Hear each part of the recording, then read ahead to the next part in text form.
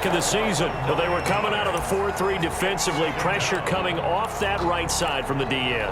And that's the blind side of most quarterbacks. If you're right-handed, that's the side you don't see quite as well, and that's why you rely on your left tackle, maybe your highest-paid offensive lineman, to take care of you. In this situation, that didn't happen. After the sack, it's 2nd and 19, and the road gets a bit tougher from here. They'll try and run some clock here as they keep it on the ground.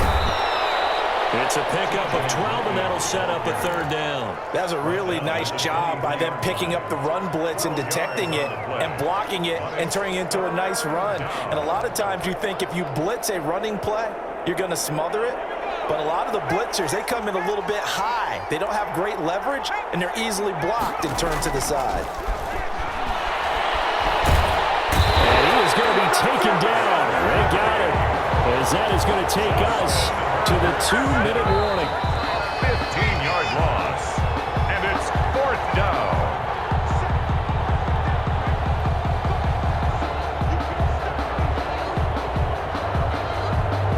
So now here comes the field goal team for the 3rd time today. This officially a 55-yard attempt.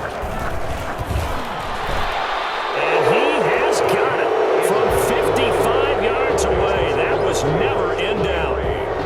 So it's 3 more points, and that widens this thing out even further here in the 4th. And you know in this league, you can never have enough points, but this widens it out, as you said, and now it's all about ball control, isn't it? And he'll just take a seat, and the drive will begin at the 25-yard line. At their own 25-yard line.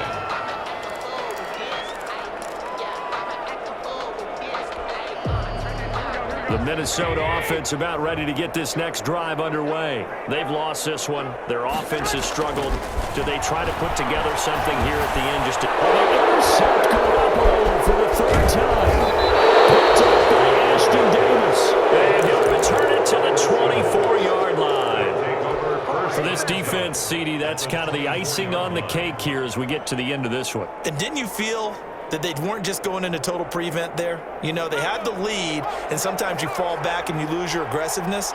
Not in this case. They were still making a play on the football, and look how that one turned out. They may have salted this one. And he is in for the Seattle touchdown. Brandon Cooks. His 2nd touchdown of the afternoon. And the Seahawks capitalize on the short field as they take it in for 6. And they're able to up the lead by 1 more. Makes the score Seahawks 30, Vikings 3. Now Bullock will send this one away after the touchdown. Fielded in the end zone. And this will not be brought out. It's a touchback. At their own 25-yard line.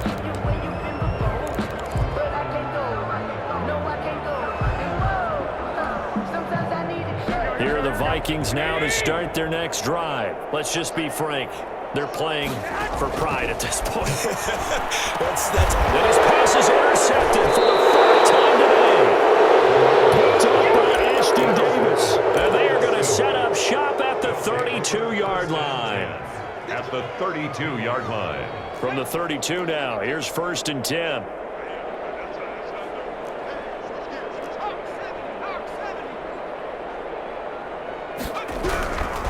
This is McCaffrey. And he'll take this inside the 30 to about the 29, maybe the 28-yard line. A gain of 3, 2nd down. Well, from an offensive perspective, that was a tough run because he only picked up 3 yards. Well, let's flip it over to the defensive side. They now have the advantage. 3 3-yard gains, that means they're punting the ball likely on 4th down. That's what you're looking for when you're playing defense. That's to his running back, Sony Michel.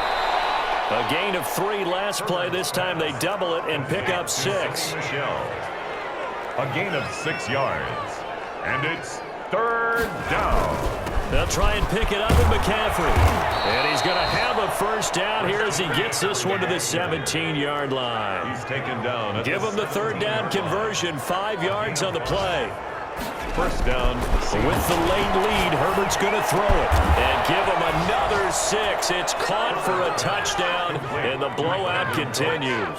Touchdown. Well, partner, when a team's up this big, this late in the game, I always wonder what's their motivation, because if it's me, I'm thinking about pulling on the reins a little bit. But for them, I don't think it's in their DNA. It's not their head coach's makeup at all. I think his opinion is, you stop us, we're not supposed to pull back ourselves. Taken in the end zone. And this will not be returned. It'll come out to the 25. At their own 25-yard line.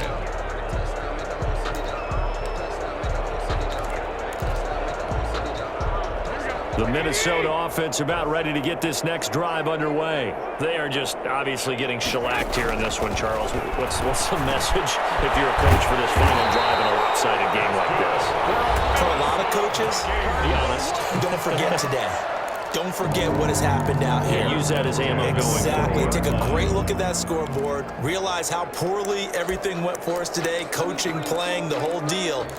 And never forget it, because you're not going to want that feeling again. No, you don't want that feeling again. And who knows? You may meet up with this team again. So quickly all the way up at the 40-yard line. A shotgun snap for Garoppolo. That'll be incomplete with 9 seconds now showing on the clock. Chris Godwin brings up 2nd and 10 at the 40-yard line.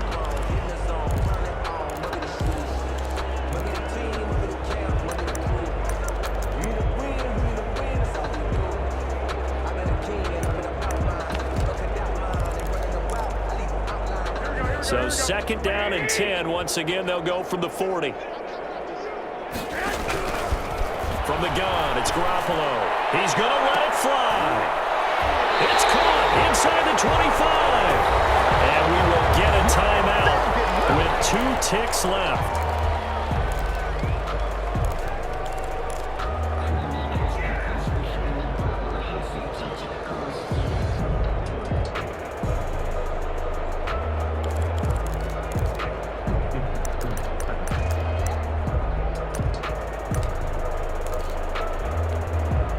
So the big play gets them all the way down to the outskirts of the red zone here for 1st and 10. One final try now for Garoppolo. And that will be incomplete as time has run out on this football game.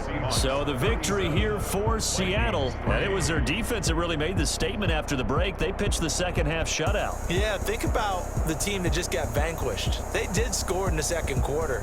Do you think they thought at all that that would be their last points of the game? No, but what a second half. The adjustment, whatever they did in the locker room, it certainly worked. It certainly did, and you're exactly right. Whether it was an adjustment, whether it was just more focus on what they planned to do going in, whether they just played better, whatever it was, it all came together in the second half, and no points were allowed. That's a great way to close them out. So for the Seahawks, they just keep on rolling as they move to 9-2 with a win here. And they'll get another road test next week as they head to Arizona to take on the Cardinals. Meanwhile, for the Vikings, it's a loss that could hurt them come playoff seeding time as they drop to 8-3. And they will get a home date next week as they will take on the Dallas Cowboys. So for our entire crew, along